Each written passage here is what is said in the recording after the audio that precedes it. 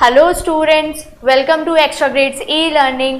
आज हम लोग हमारा एक बायोलॉजी का बहुत इजी सा चैप्टर पढ़ने वाले हैं, sustainable management of natural resources, chapter number 16 from your science book.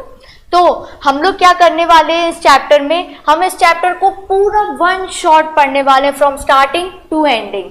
हम इसमें एक एक टॉपिक कवर करेंगे, सारी वो छोटी छोटी माइनर चीज़ें जो कि हमें जाननी ज़रूरी है हमारे इन्वायरमेंट के बारे में, हमारे नेचुरल रिसोर्सेज के बारे में। और जितने भी आपके कॉम्पिटिटिव एग्ज़ाम्स हैं उन सारे एग्ज़ाम्स में आपकी जितनी सारी चीज़ें आनी हैं, वो सारे आपके जो टॉपिक्स आने हैं जो कि आपको लगता है कि हम नहीं कर पाएंगे, वो सारे आप हमारे इस वन शॉट वीडियो में आपकी कवर होने वाली हैं। ओके, हमारे प्लेटफॉर्म के बारे में थोड़ा सा जान लेते हैं। एक्स्ट्रा ग्रेड्स ई लर्निंग, यहाँ पर आपको सारे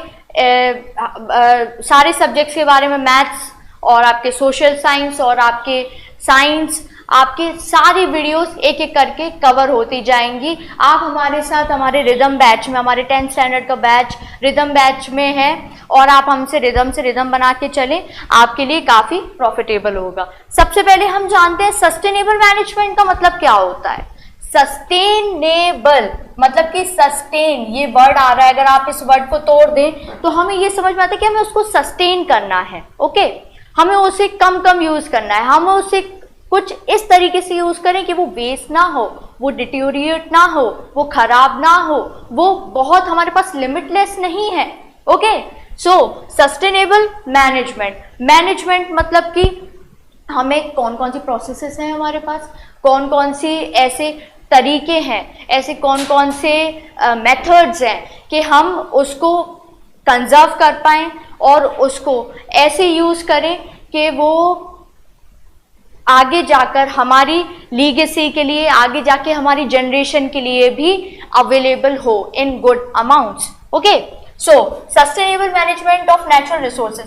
natural resources is so important, बहुत इंपॉर्टेंट टॉपिक है बच्चों के नेचुरल और रिसोर्सेज। मतलब कि रिसोर्स, सबसे पहले हम जाने तो रिसोर्स क्या हो जाता है कि वो सोर्स जहाँ से हमें हमारी यूटिलिटी की चीज़ें मिल रही हैं। ओके, जहाँ से हमें हमारी यूटिलिटी की वो चीज़ें मिल रही हो जिसको हम अपने डे टू डे लाइफ में यूटिलाइज कर रहे हैं। सिंपल, वेरी सिंपल, कि हम उनको, अगर वो ना हो, जैसे कि पानी, जैसे कि वाटर, हम हमारा वाटर के बिना बिल्कुल भी कोई भी, हम फ्रॉम मॉर्निंग टू नाइट हम पानी को एज ए यूटिलिटी यूज़ कर रहे हैं, ये बात बिल्कुल सच है।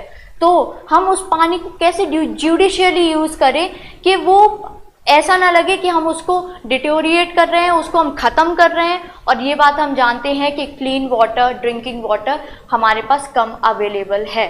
ओके, रही बात नेचुरल की कि वो रिसोर्सेज जितने भी हैं वो नेचुरल हैं, तो वो नेचुरल है, इसका मतलब क्या आ जाता है कि वो हमें कहाँ से डिराइव हो रहे हैं, वो हमें कहाँ से मिल रहे हैं, वो हमें मिल रहे हैं नेचुरल जगह से। मतलब कि जो है हमारी इन्वायरमेंट से हमें क्या मिल रहा है, सारे हमारे रिसोर्सेज मिल रहे हैं जो कि नेचुरल हैं, तो वो बन गए हमारे natural resources. Okay, so leading to our chapter, sustainable management का मतलब बेसिकली कहाँ से निकला कि अगर हमें सस्टेनेबल मैनेजमेंट से कोई भी चीज़ करनी है तो हम कैसे करेंगे, हम उसको कैसे अपने रूटीन में लाएंगे। तो सस्टेनेबल मैनेज का सिंपल मीनिंग ही ये होता है कि यूजिंग आवर नेचुरल रिसोर्सेज, हमें ऐसे यूज करना है नेचुरल रिसोर्सेज को ताकि वो सस्टेन रहे। ध्यान दीजिए, it's too important students, it's very important कि हम उसे सस्टेन करें।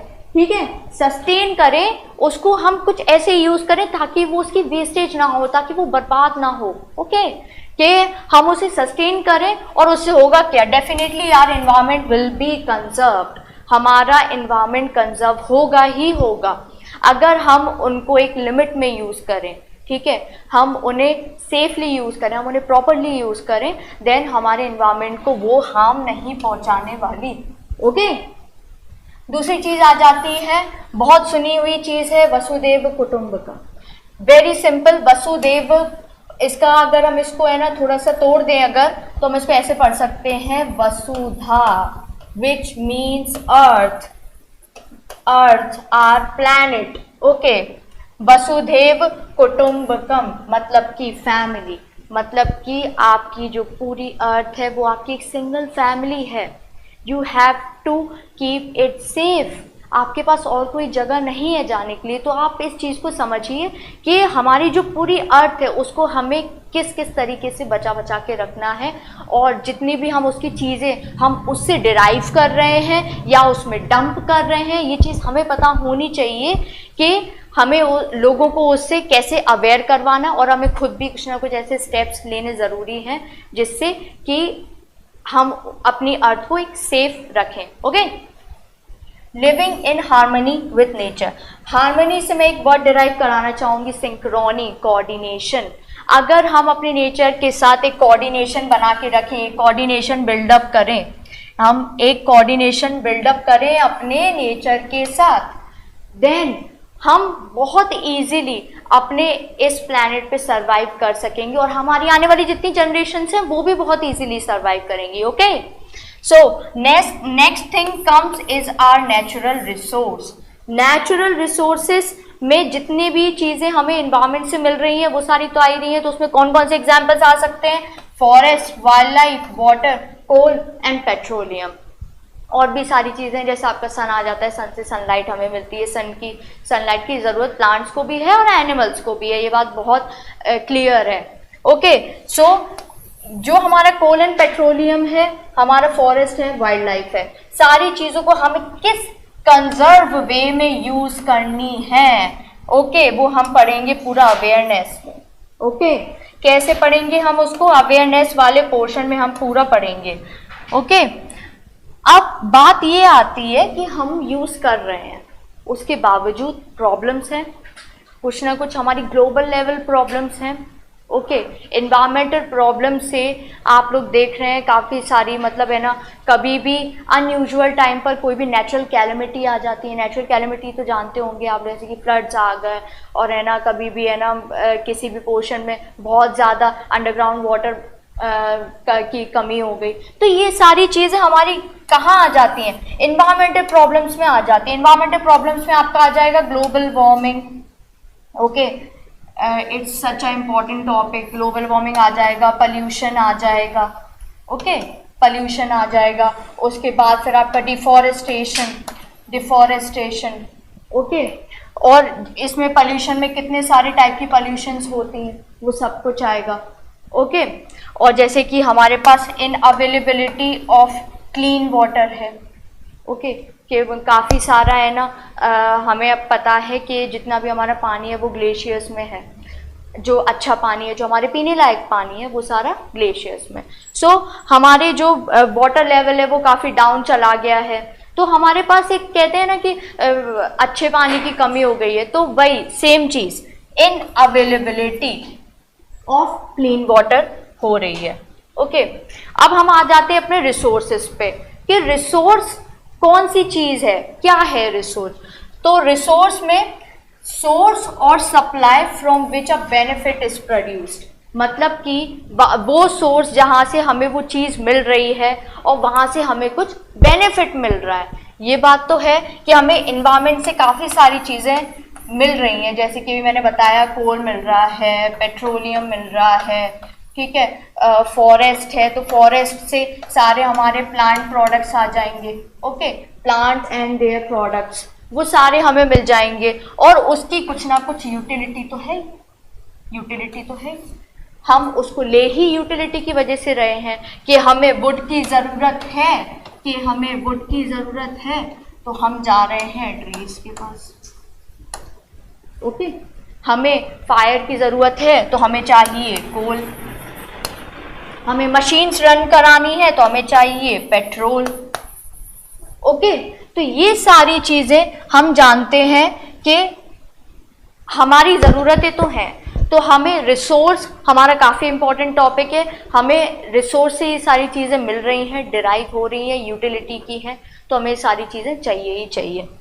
Next, what are natural resources? इधर पे मेन है आपका नेचुरल मतलब कि जो नेचर से डिराइव हो रहा है, हमें एनवायरनमेंट से डिराइव हो रहा है, वो है हमारे नेचुरल रिसोर्सेज। नेचुरल रिसोर्सेज में आ जाएगा हमारा सन। ओके, हमारा आ जाएगा वाटर, क्या आ जाएगा? वाटर।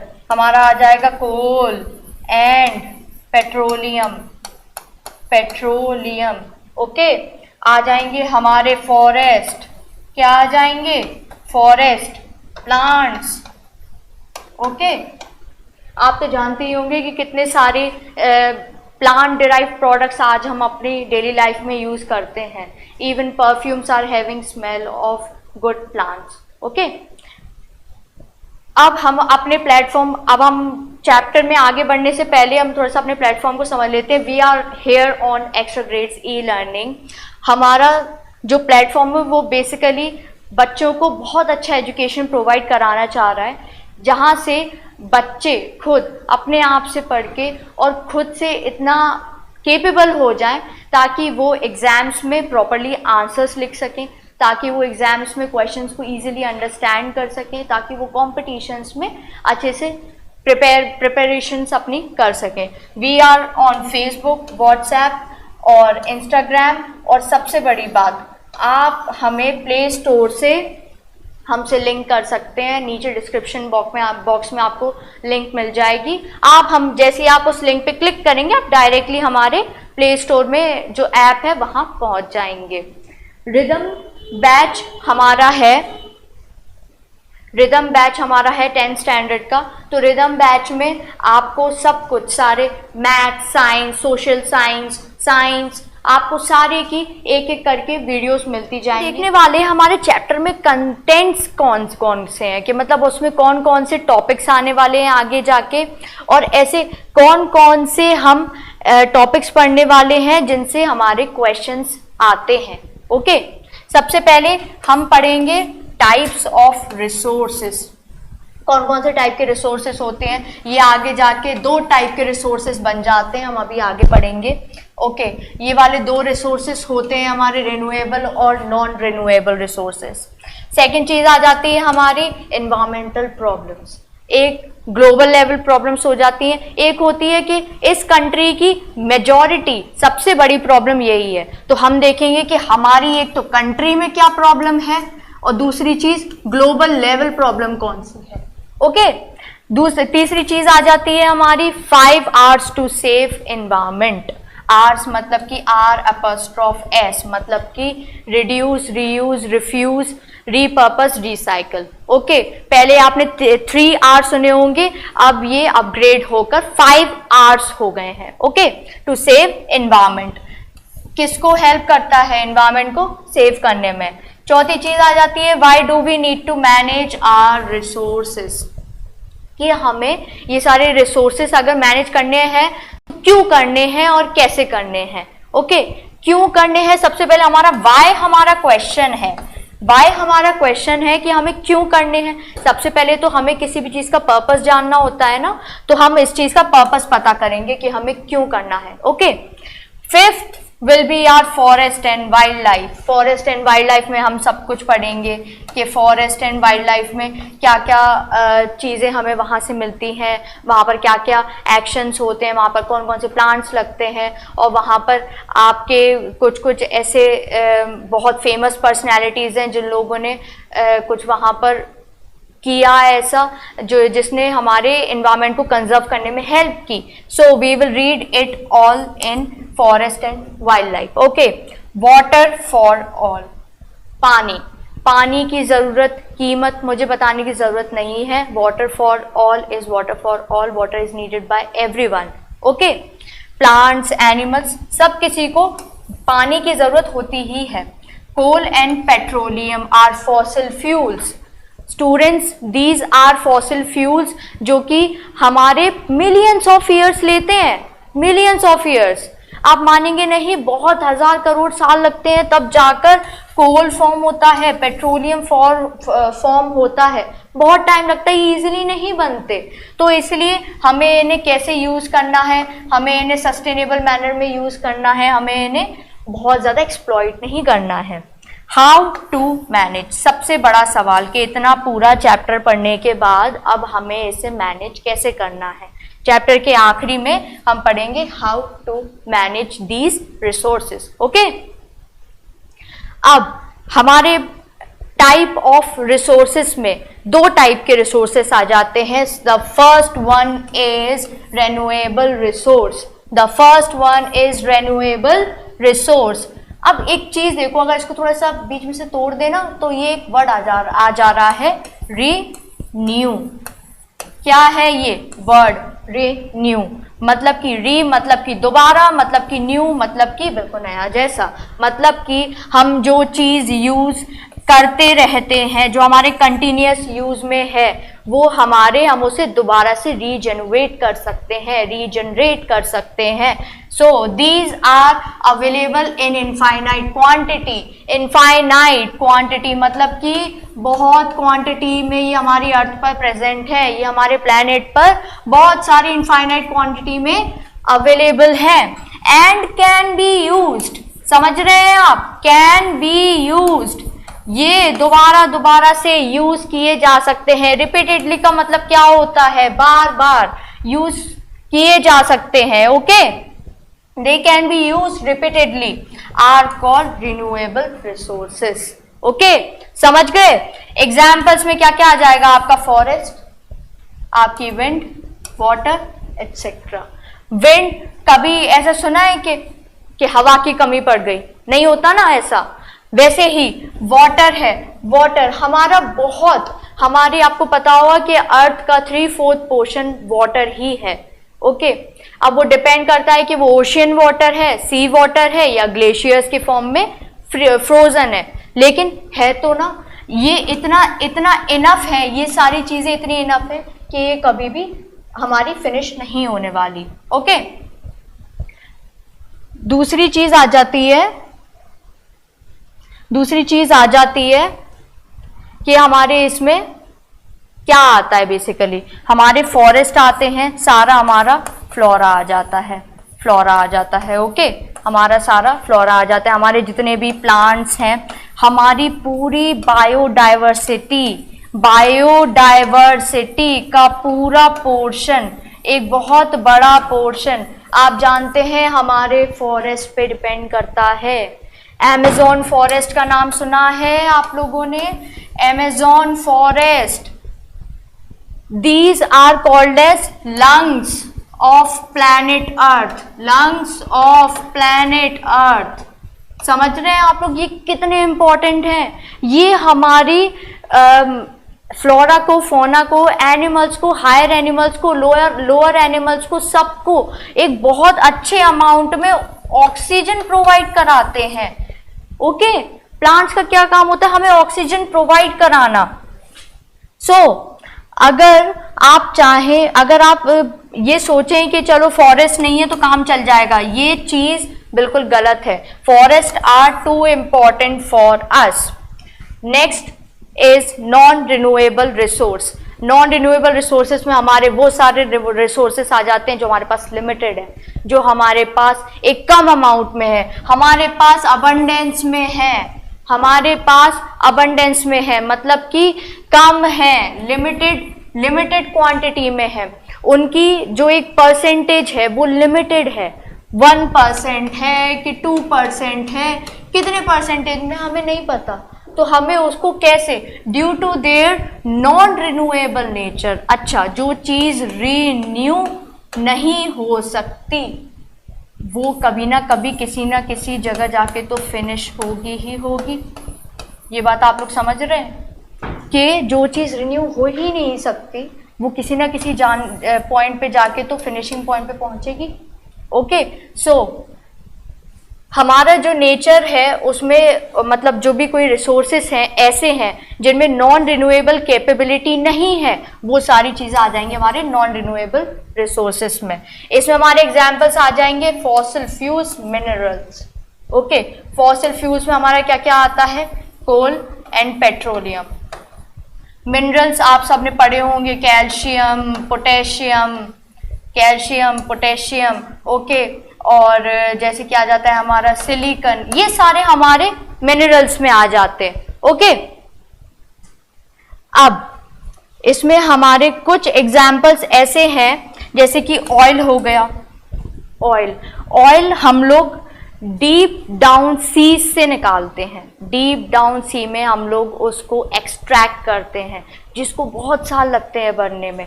हम क्रूड ऑयल बोलते हैं उसे, क्या बोलते हैं? Crude oil. क्रूड ऑयल की जब हम एक मैन्युफैक्चरिंग प्लांट लगाते हैं, उसका वहाँ से क्या करते हैं हम, उस प्लांट से हम वहाँ से ऑयल को एक्सट्रैक्ट करते हैं, उसको क्लीन करते हैं, देन आफ्टरवर्ड्स हम उससे यूज करते हैं, हम उसको मार्केट में फिर वो आ जाता है as a using thing. Okay, अब नेचुरल गैस आ जाता है। नेचुरल गैस में आप क्या समझ रहे हैं? नेचुरल गैस में मतलब वो सारी गैसेस, जैसे कि सीएनजी आ जाता है इसमें, ओके, ये सारी सीएनजी आ जाता है, एलपीजी आ जाता है, ये सारी हमारी गैसेस कहाँ यूज होती है? हमारे हाउस होल्ड्स में यूज होती हैं। कहीं पर हमें फायर, जैसे कि इमरजेंसी में फायर चाहिए, तो हम ये सारी चीजें वहां पर सीएनजी और एलपीजी वगैरह यूज कर सकते हैं। कोल, कोल एज अ क्या कह सकते हैं इसे, फॉसिल फ्यूल तो है ही हमारे फायर में मेन, और एनर्जी रिसोर्स है, एनर्जी रिसोर्स है।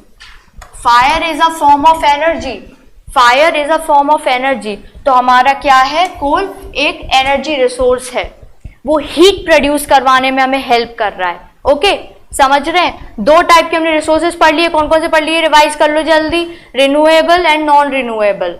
रिन्यूएबल कौन से, जो कि हम रिपीटेडली यूज कर सकते हैं और अभी उनकी कोई लिमिट नहीं है, हम उन्हें यूज कर सकते हैं, उन पे कोई भी हमें डेंजर नहीं है कि वो चीजें फिनिश अप हो जाएंगी। ओके, नॉन रिन्यूएबल में दे में रन आउट, बहुत इंपॉर्टेंट है, दे में रन आउट। रन आउट का मतलब भागना नहीं है, रन आउट मीन्स वो फिनिश हो सकते हैं, बात को समझिए, फिनिश हो सकते हैं इन द फ्यूचर। आप आने वाली जनरेशन को, अगर आपने फॉसिल फ्यूल्स बहुत ज़्यादा लिमिटलेस यूज़ कर ली है, तो आप जानते हैं आगे जाके जितनी भी जनरेशन्स आने वाली है, हो सकता है उनके पास कोल और पेट्रोलियम की, क्रूड ऑयल की, नेचुरल गैसेस की इतनी ज़्यादा कमी पड़ सकती है कि फिर वो लोग अपने डेली वर्क को, डेली मैनेजमेंट की जितनी भी चीज़ें होती हैं उनको मैनेज वो लोग नहीं कर पाएंगे। So, fossil fuels, minerals, they all come in non-renewable resources.